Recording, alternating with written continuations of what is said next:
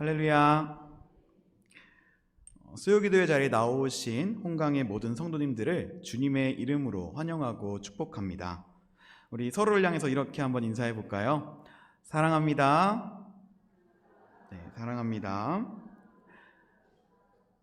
네, 이번에는 이렇게 한번 인사해 보도록 하겠습니다. 올해도 주님 안에서 평안하세요. 네, 우리도 주님 안에서 평안하시기를 바랍니다. 네, 송구신 예배를 함께 드린 게 진짜 엊그제 같은데 벌써 1월 달이 절반 넘게 지나갔습니다. 새해를 시작하면서 계획하신 일들을 흔들리지 않고 잘 지켜나가고 계신가요? 네, 새해에도 변함없이 우리들을 지켜주시고 또 사랑해주시는 하나님만을 의지하며 나아가는 2024년 한 해가 되기를 기도하는 저와 여러분들이 될 수 있기를 간절히 소망합니다. 우리는 살면서 수많은 선택의 과정을 거칩니다. 인생은 선택의 연속이다. 그리고 탄생과 죽음 그 사이에는 오직 선택만이 있을 뿐이다 라는 말들이 있을 정도로 우리는 삶의 모든 순간을 무엇인가를 선택하면서 살아가게 됩니다. 우리는 오늘도 잠에서 깨어서 일어나서 학교로 가거나 아니면 직장에 가는 것을 선택하였고요. 점심은 무엇을 먹을지 아니면 커피는 무엇을 마실지 항상 선택해 왔습니다. 우리의 하루 일상을 채우는 이 사소한 선택들 뿐만 아니라 우리는 일생일대에 몇 없을 만한 중요한 선택의 갈림길에 서기도 합니다. 어떤 회사에 이력서를 넣을지, 어떤 대학에 지원을 하게 될지, 누구를 만나서 결혼을 하게 될지 등이 이런 중요한 선택일 것입니다. 그런데 우리의 삶 가운데 없어서는 안 될 정말 중요한 선택이 하나 있습니다. 오늘의 말씀을 통해서 여러분들과 함께 이 선택에 대하여 함께 이야기를 나누고자 합니다. 우리는 오늘 말씀 속에서 두 명의 남자를 만나게 됩니다. 그 중에 한 사람은 누구에게나 존경받고 또 명망 있는 사내이며 나머지 사람은 누구에게나 비난을 받고 욕을 먹던 사람이었습니다. 어떻게 보면 대척점에 서 있는 것으로 보이는 이 두 남자의 이야기는 아이러니하게도 성경에 그리 멀지 않은 곳에 서로 가깝게 있습니다. 성경은 왜 이 두 사람의 이야기를 이렇게 같이 붙여놓았을까요? 이들의 이야기를 통해서 성경은 무엇을 말해주고 있는 것일까요? 오늘의 이야기가 펼쳐지는 배경은 예수님께서 예루살렘에 들어가시기 전 가르침과 또 많은 기적들을 행하셨던 공생의 시절의 이야기입니다. 예루살렘으로 올라가는 길목이 얼마 남지 않은 이 시점에서 예수님께서는 한 부자 관리를 만나시게 됩니다. 이 관리는 예수님을 보자마자 이렇게 깍듯이 그를 대합니다. 선한 선생님이여, 내가 무엇을 하여야 영생을 얻으리이까? 예수님을 선하다라고 표현하는 것은 이 성경에서 상당히 흔치 않은 표현이라고 볼 수 있겠습니다. 그런데 이러한 친절한 인사에 예수님께서는 사뭇 날카로운 반응을 보여주십니다. 네가 어찌하여 나를 선하다 일컫느냐? 하나님 한 분 외에는 선한 이가 없느니라. 아니, 인사 한 번 한 거 가지고 예수님 너무하신 거 아닙니까? 라고 이제 의문이 들 수 있겠지만 우리는 이 대목 가운데 모든 선한 것이 하나님으로부터 나옴을 강조하시는 예수님의 성품을 확인할 수 있습니다. 이어서 예수님께서는 이 관리의 질문에 대답을 하십니다. 이 당시에 모든 사람들이 너무나 잘 알고 있고 또 지금 우리들도 너무나 잘 알고 있는 십계명의 내용입니다. 간음하지 말라, 살인하지 말라, 도둑질하지 말라, 거짓 증언하지 말라, 내 부모를 공경하라. 보통의 사람들이라면 이 계명을 다시 한번 떠올리면서 돌아가거나 아니면 예수님 이 방법 말고 다른 방법 좀 알려주세요 라고 물어볼 수도 있겠습니다. 그런데 이 남자는 마치 예수님께서 이 대답을 하시는 것을 기다리기라도 한 듯이 이렇게 대답합니다. 이것은 내가 어려서부터 다 지키었나이다. 여러분, 지금 이 장면이 상상이 되십니까? 자신을 둘러싼 많은 사람들 가운데, 그리고 예수님 앞에서 어깨를 당당하게 펴고 자신을 높이고 있는 이 모습을 말입니다. 우리는 이 남자의 경건함은 결코 가볍게 여겨서는 안 될 것입니다. 살인이나 간음은 중범죄에 해당하기 때문에 그렇다 쳐도 아주 가벼운 거짓말이나 도둑질도 일제하지 않고 어려서부터 부모님을 공경했다라는 것은 웬만큼 선하게 살아왔던 사람들에게도 쉽지 않은 일이었을 것입니다. 하나님의 말씀 그 자체였던 계명을 어렸을 때부터 이렇게 지켜왔다는 것은 이미 그 마음속 깊이 경건의 생활이 배어 있었다는 뜻이 됩니다. 인간적으로 보았을 때 이 남자는 스스로를 자랑스럽게 여길 자격이 충분해 보입니다. 동일한 이야기가 담긴 다른 복음서에서 예수님께서는 이 남자를 보시며 사랑하셨다라고 표현합니다. 그만큼 예수님의 눈에도 이 남자는 아주 대단하고 또 기특한 사람이었던 것 같습니다. 그런데 그토록 완벽하게 보였던 이 남자에게 아직 이뤄야 할 것이 한 가지 있습니다. 예수님께서는 그것을 놓치지 않고 말씀하십니다. 오늘 말씀인 누가복음 18장 22절의 말씀을 함께 한 목소리로 읽어보도록 하겠습니다. 네, 함께 읽겠습니다. 예수께서 이 말을 들으시고 이르시되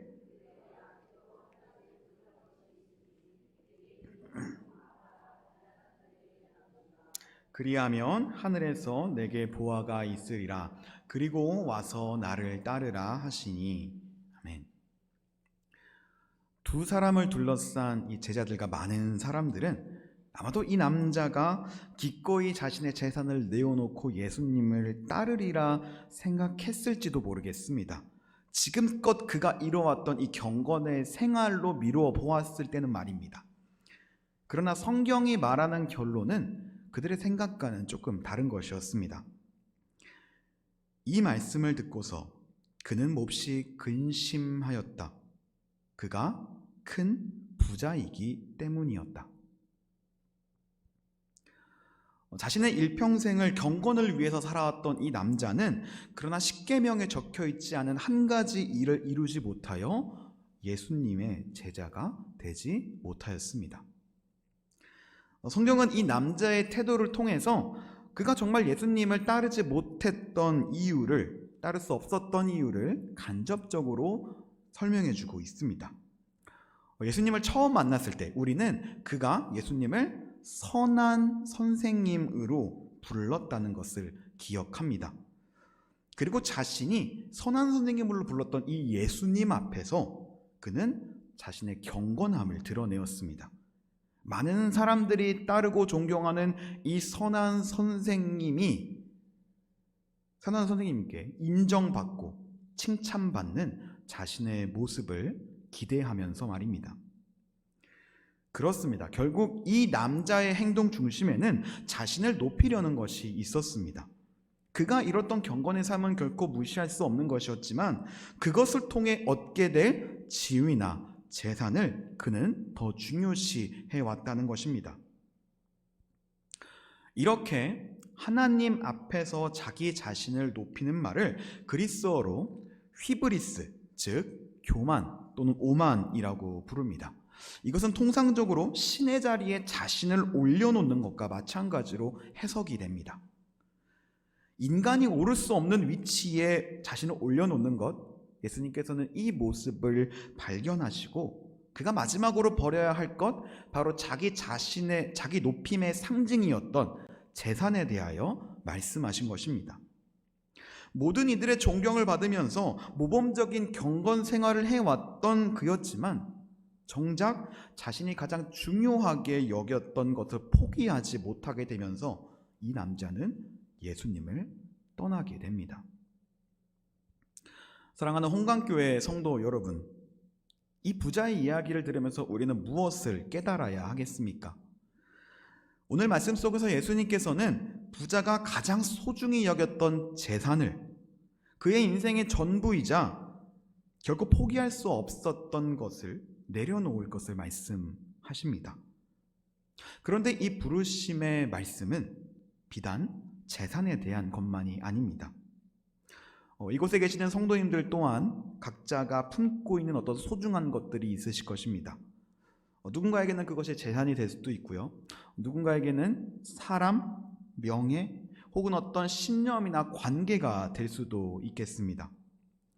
그런데 만약 그것을 향한 마음이 하나님을 향한 마음보다, 예수 그리스도의 복음을 향한 마음보다 더 앞서 나가게 된다면, 즉 삶의 중심이 내가 돼서 휘브리스의 마음을 가지게 된다면, 그것이 우리의 발목을 잡고 우리 마음 가운데 유혹으로 자리 잡게 될 것입니다. 오늘 말씀 속에서 예수님께서는 우리가 영생에 이르는 길이 바로 이것들을 우리의 마음 중심에서 내려놓을 때 열리게 된다고 말씀하시고 계십니다. 우리가 이 세상의 것에 너무나 의지하며 살아가게 될 때 우리는 결코 하나님 나라에 들어갈 수 없음을 기억하는 저와 여러분이 될 수 있기를 간절히 소망합니다. 그러나 이것이 우리들에게 너무나도 어렵고 힘든 일임을 모르는 사람은 없을 것입니다. 오늘 말씀의 부자 관리와의 이 대화 이후에 제자들의 불평소리가 들려옵니다. 예수님, 저 경건한 사람도 구원을 받기가 이렇게 힘든데 과연 누가 구원을 받을 수 있을까요?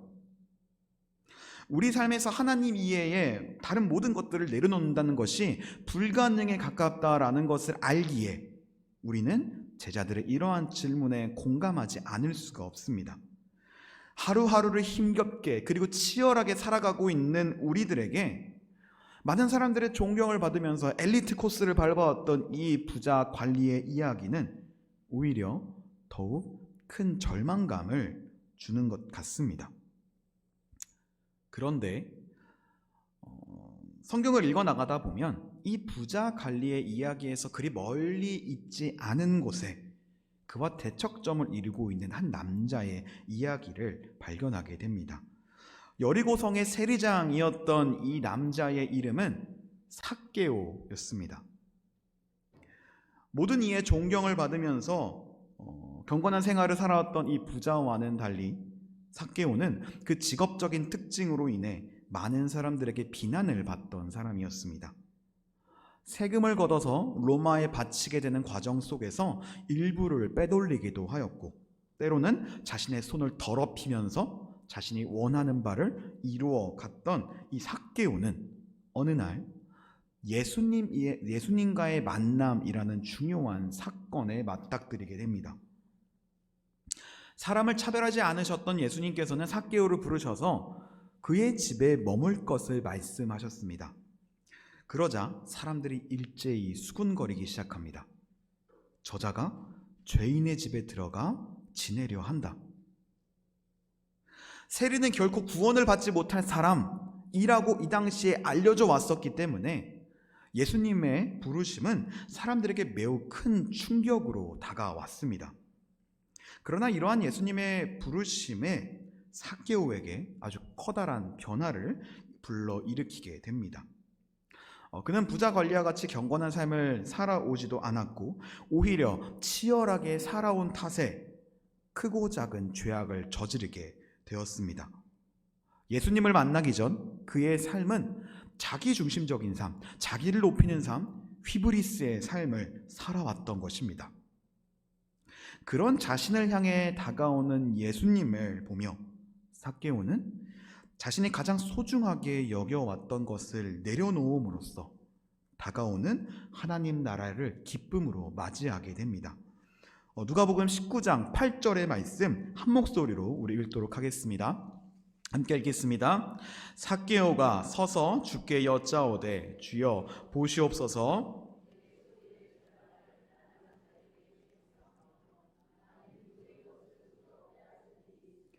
내 갑절이나 갚겠나이다. 아멘. 자신의 재산을 나눠주기를 망설였던 이 부자 관리와는 달리 삭개오는 예수님께서 굳이 말씀하시기도 전에 자신의 인생에서 가장 소중하게 여겨왔던 것을 내려놓기로 결심합니다. 이러한 삭개오의 반응에 예수님께서는 그 이전 부자 관리와의 대화에서 하지 않으셨던 구원의 선포를 선언하십니다. 예수께서 이르시되 오늘 구원이 이 집에 이르렀으니 이 사람도 아브라함의 자손이미로다. 순결하지 못한 삶을 살아왔던 삭개오가, 경건하지 못한 삶을 살아왔던 삭개오가 다른 무엇이 아닌 예수님을 선택함으로써 구원에 이르게 된 것입니다. 이렇게 내 삶의 중심을 내가 아닌 하나님의 나라로 채워나가는 것을 그리스어로 케노시스, 즉 자기 비움이라고 부릅니다. 이 케노시스를 가장 잘 보여주신 성경 속에 인물이 있습니다. 바로 하나님의 아들이신 예수 그리스도이십니다. 하나님의 아들이시지만 인간의 몸을 입고 이 땅에 친히 오심으로써 자기 비움을 실현하신 예수님께서는 인간으로서 결코 포기할 수 없는 생명을 기꺼이 내어놓으심으로써 십자가 사역을 통해 이 세상의 구원을 이루셨습니다. 그 어떤 누구보다도 마음 중심 속에 하나님 나라를 두셨던 이 예수님께서는 이미 제자들에게 이러한 자기 비움의 마음을 가르쳐 주셨습니다. 또 무리에게 이르시되 아무든지 나를 따라오려거든 자기를 부인하고 날마다 제 십자가를 지고 나를 따를 것이니라. 스스로를 비워 십자가를 지고 자신을 따를 것을 명하신 예수님께서는 자신이 직접 그 자기 비움의 본을 보여주신 것입니다. 우리는 오늘 말씀을 통해 우리들에게 가장 중요한 선택이 무엇인지를 깨닫게 됩니다. 부자와 삭개오, 이 두 사람은 모두 부자였지만 예수님께서는 그들의 선택에 따라 각각 다른 반응을 보여주셨습니다. 경건한 삶을 지켜오며 모두의 존경을 받았던 관리는 자기 높임의 삶을 포기하지 못하여 예수님을 떠나갔고, 민족의 반역자로 불리며 구원의 가능성이 없다고 알려진 세리장 삭개오는 자기 자신을 비움으로써 예수님으로부터 구원의 선포를 듣게 되었습니다. 그가 구원을 받을 수 있었던 이유는 단 한 가지, 그의 인생에서 예수님과 하나님 나라를 가장 중요하게 여겼기 때문입니다. 이 세상 그 어떤 것도 자기 자신도 아닌 예수님을 선택한 것은 그의 인생 가운데 가장 중요한 선택이 되었습니다. 현재 교사로서 아이들을 가르치시고 계시는 문중호 씨의 책 꿈을 키우는 교실 밖 이야기에서는 엇갈린 선택을 한 두 남자의 일화를 소개하고 있습니다. 청년 시절을 함께 보냈던 이 두 친구는 어느 날 술을 마시러 가는 길에 교회의 한 전단지를 발견하게 됩니다. 이에 한 친구가 다른 친구에게 함께 교회에 가볼 것을 제안합니다. 그런데 그 다른 친구는 그것을 거절하고 원래 가려던 길, 그 술을 마시러 가던 길을 선택하며 떠나게 되었습니다.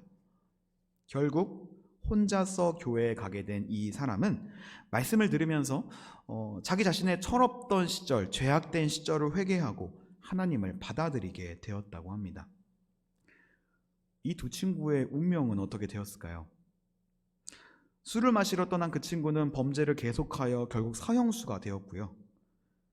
그리고 하나님 중심의 삶을 살게 된 친구는 다시 새 인생을 살아 감옥의 간수장이 되고 시장이 되고 주지사가 되었습니다. 이 사람이 바로 미국의 22대, 24대 대통령을 지내게 된 글로버 클리블랜드 대통령입니다. 이렇게 우리의 마음의 중심을 하나님으로 두고 살아가는 것은 우리들의 삶에 있어서 가장 중요한 선택이 될 것입니다. 사랑하는 홍강교회 성도 여러분, 이제 우리의 삶을 돌아봅시다. 우리는 우리 인생의 중심을 무엇으로 두고 살아가고 있는지, 우리 삶에서 가장 중요한 것을 무엇으로 두고 삼고 있는지 생각해 봅시다. 그 가운데 하나님께서 계십니까? 어쩌면 하나님 나라를 슬쩍 한쪽으로 밀어놓고 다른 무엇인가가 내 마음속에 있지는 않습니까? 우리가 어떠한 경건의 삶을 살아왔건 우리 마음속 중심에 하나님 나라가 없다면 우리는 그 믿음을 다시 한번 되짚어 보아야 하겠습니다. 내가 정말 열심히 교회에서 봉사하고 섬기더라도 그 속에 성령님의 역사하심이 없다면 그것은 하나님을 향한 열심이 아니라 나를 위한 열심, 자기 비움이 아니라 자기 높임이 될 수도 있다는 것입니다. 그러므로 우리는 언제나 하나님을 내 마음속 중심에 두며 하나님 나라를 내 마음속에 두고 살아가야 하겠습니다. 이 하나님 중심 속에 있는 삶은 지금 당장 우리 재산을 다 버리고 우리 관계를 다 끊고 하나님 이외의 모든 것들을 다 포기해야 하는 그런 삶이 아닙니다. 이 모든 것들을 다 이루되 그 중심에 하나님 나라가 있어야 한다는 것입니다.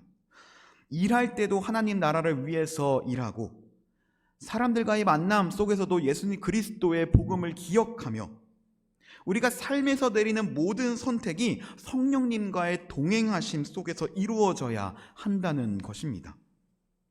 마음의 중심에 내가 아닌 하나님께서 거하시게 될 때 우리의 모든 선택은 그분을 위한 선택, 그리고 그로 인해 우리는 구원의 역사를 경험하게 될 것입니다.